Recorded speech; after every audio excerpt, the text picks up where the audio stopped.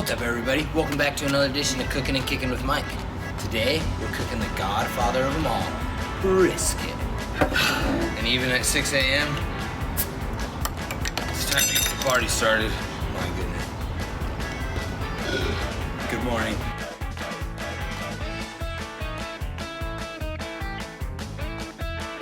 Alright guys, I got this full packer brisket. This is a USDA prime brisket from none other than Lee Bone's Fine Meat up the road in Arizona. Guys, he only gets the best meats, and I can already tell without even opening this that it's got a ton of fat in it. Even the flat has lines running through it. That's just fantastic to see. It's gonna be harder for me to mess up, which I've done many of times. So, without further ado, let's get this thing cut open. All right, so I'm gonna start on this brisket. Why are we beeping? Tell me the probe fell out. Probe did not fall out. I'm gonna start on the meat side with this. Now what we wanna do with the meat side is just pretty much take all this fat down. And we've got this big old hard fat right here, the decal. And because I'm gonna be cooking this fat side up, I'm gonna take out as much of this as possible because nobody wants to get in, have a big piece of non-rendered fat when they bite into it. So I'm gonna take this out, and even though it's gonna create a little bit of a wave in there, it's not gonna matter too bad because it's just gonna be dripping down. Take off all this soft fat on the top so we can just season the meat. And then for the fat side, I just wanna take it down to 1/4 inch. I still wanna leave enough area to where I've got some fat protecting the meat. It can render down, get that nice juicy bite at the end. One thing to pay attention to also while you're trimming this is look which way the grains are running, guys. Right now, all my flat is kind of running toward this nice rounded end, so I'm just taking little mental pictures for myself. All right, now as far as seasoning goes, I went even parts kosher salt, even parts coarse ground pepper, and even parts Lee Bone's Original.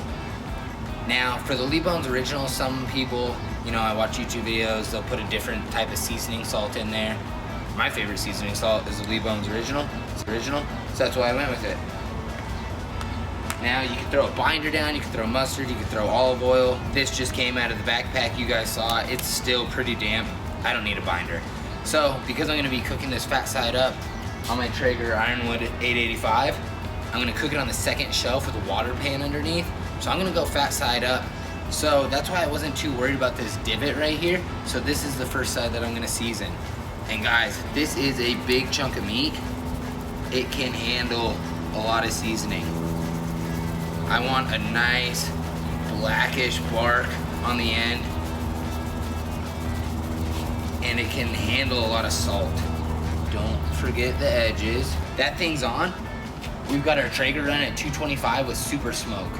Now I'm gonna let this run completely unattended for about 3 to 4 hours before I start checking on it.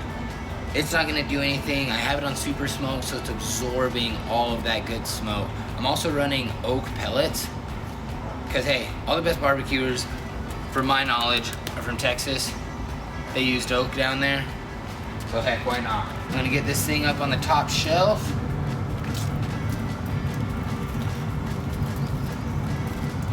Right there, dead center. Got my meat probe plugged back in. I'm gonna get cleaned up. I'll see you guys in a few hours. All right, guys, so this brisket cook, full disclosure, has tested me. It went into the stall at 145, which I had to Google to see if that was okay. Normally, it's happened earlier to me, but at least at 155. This sucker has been stuck there for about 2 hours. We've been smoking it. So we've been spraying it every 30 minutes with apple cider vinegar.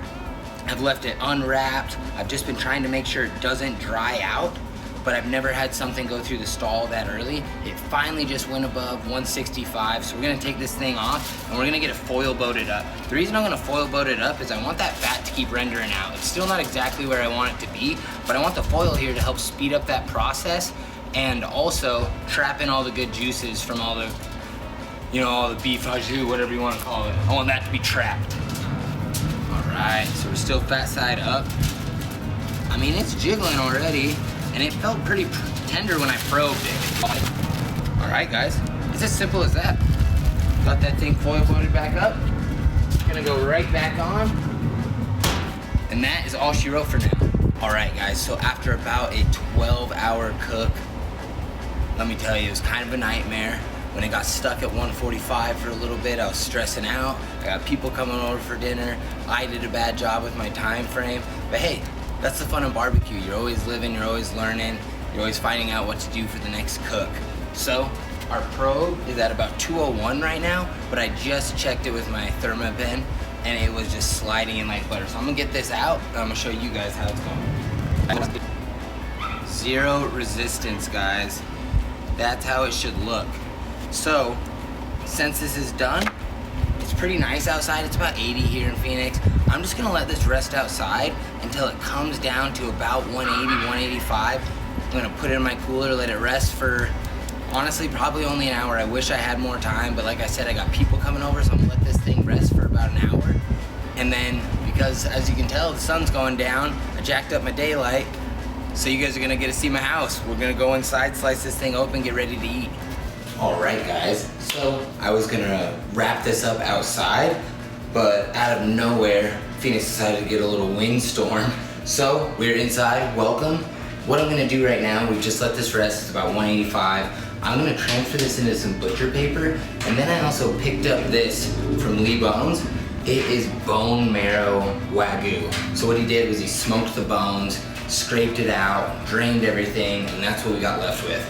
I may be the first person on YouTube to wrap a brisket in bone marrow tallow. I don't know, maybe I'm wrong. Let me know in the comments. But let's get this. Oh, look at that jiggle, guys. That's the thing you like. And we are gonna douse this thing in some bone marrow tallow.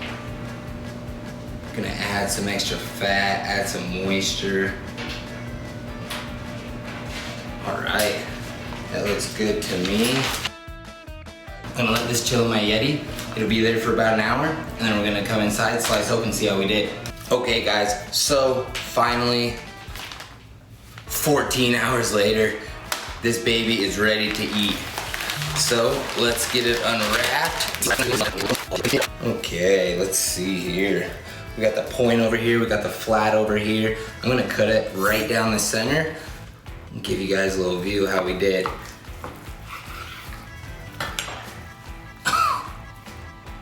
We did perfect. Look at that just oozing out. Beautiful smoke ring. All right, so let's see. If I remember correctly, the lines are going this way. So we're just gonna cut against the grain on this flat. When you're cutting this, you want about 1/4 inch thick, but a number 2 pencil's worth. And we're just gonna slice this up.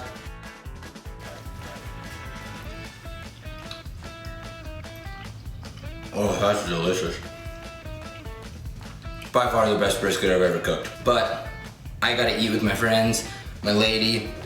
Jimmy, you want a little piece? You don't get the good piece. There you go. Who's a good boy? Who's a good boy? All right, it's Jimmy approved.